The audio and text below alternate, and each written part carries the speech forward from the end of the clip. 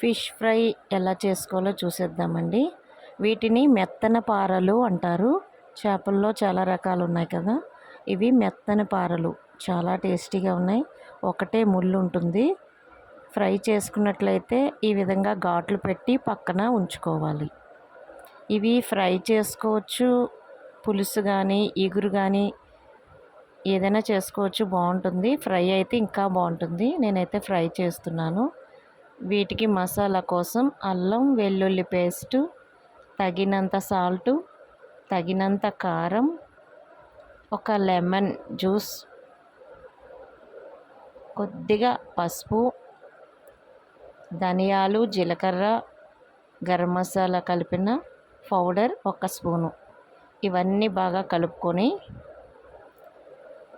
చేపలకి బాగా పట్టించాలి. మనం ఆల్రెడీ ఘాట్లు పెట్టాం కదా, దానికి బాగా ఇలా రాసినట్లయితే ఉప్పు కారం బాగా పడుతుంది. వీటికి ఇలా రాసి పక్కన ఒక గంట సేపు పక్కన పెట్టుకోవాలి. ఇంకా కావాలంటే ఇందులో మైదా కార్న్ఫ్లోర్ కూడా వేసుకొని ఫ్రై చేసుకున్నట్లయితే అలా కూడా బాగుంటుంది.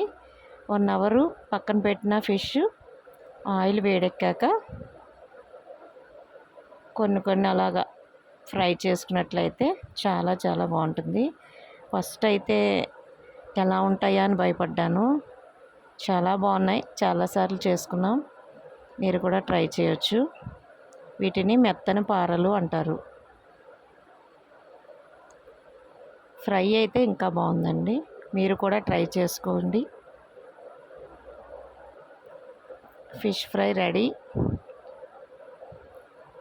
Please subscribe.